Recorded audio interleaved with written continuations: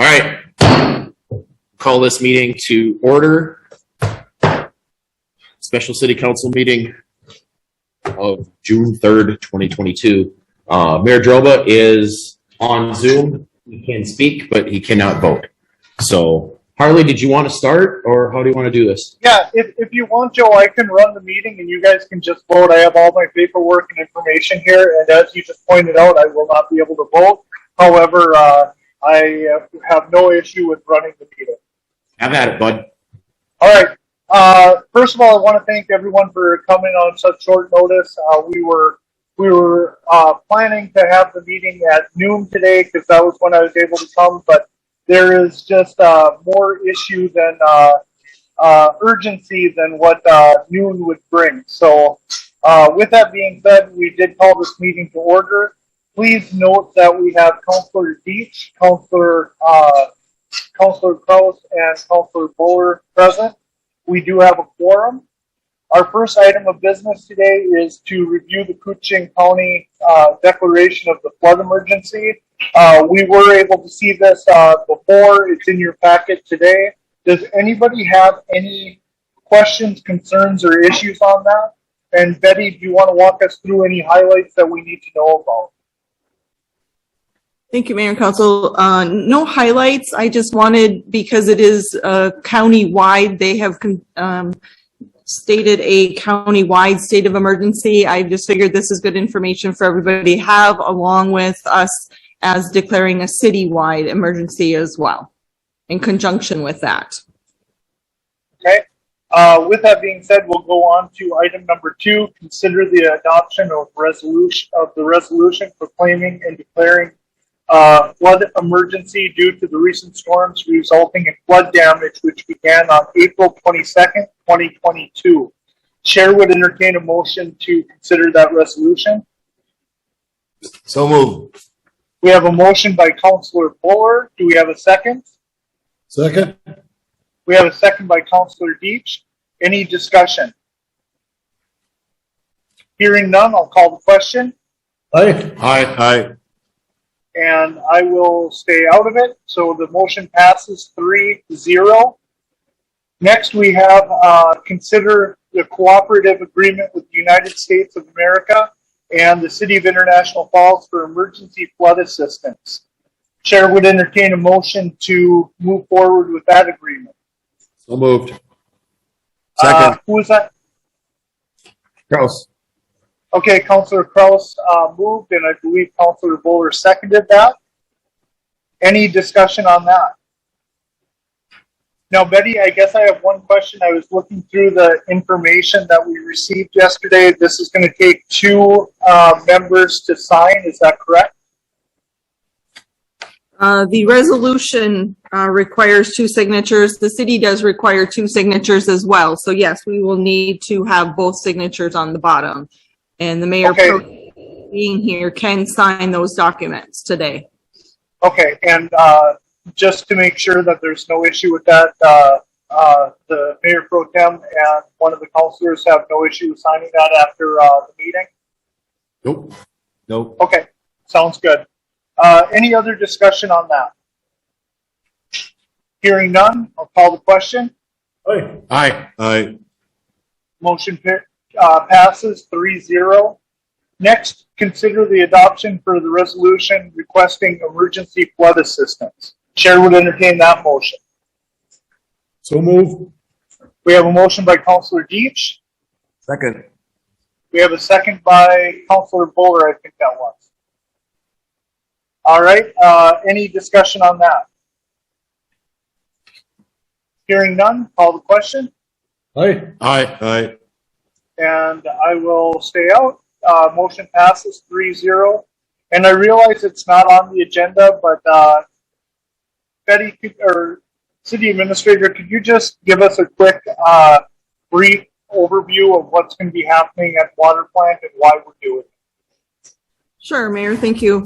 That's what kind of prompted this emergency meeting, along with the other happenings within our community and between businesses and private property. The water treatment plant is currently in no danger. However, we're doing preventative precautionary measures to keep in the integrity of our water for the citizens. Therefore, our Public Works Director, our staff have been working with the members of the EOC, which is the Emergency Operations Center, to secure and make sure that continues throughout this emergency. Therefore, the Army Corps and National Guard members have been working with our staff, and this is the plan that they have come up with to continue to have that secure area. Therefore, with that, to have them come and help us build this around the water treatment plant, this berm around the plant, we needed to enter into these agreements with the National Guard and with the U.S. government. So that's a little bit of background. Director of Public Works, do you have any additional information that you'd like to share?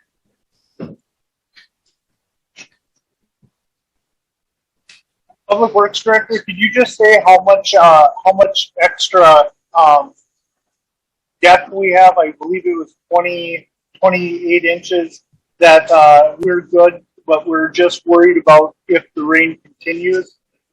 Please continue. Thank you, Mayor and Council. 2 areas that we are working on. When you refer to the 28 inches, that is some of the stuff that we have going on in the plant with the operation of the plant. With our intake being gravity, it's assuming the same level as the river. As the river rises, our tanks rise because their gravity, there's no way to stop them.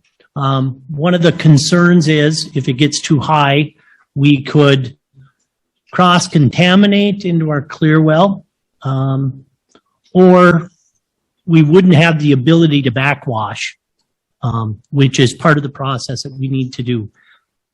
One of the big issues that we're having is when the lake level gets over 1108, we can't dewater. Okay, so we can't pump our tanks out dry in the water plant because they're, as part of the design of the building, it could pop out of the ground.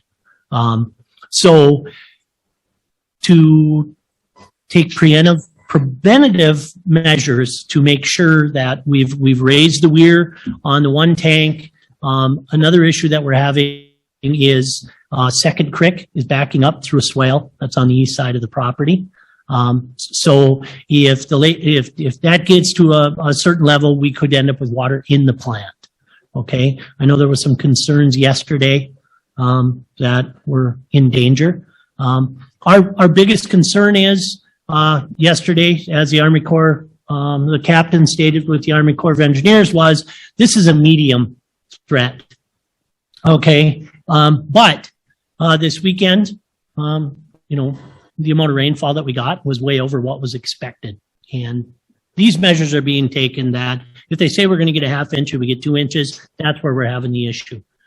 So we're going to put an earthen berm around the water plant.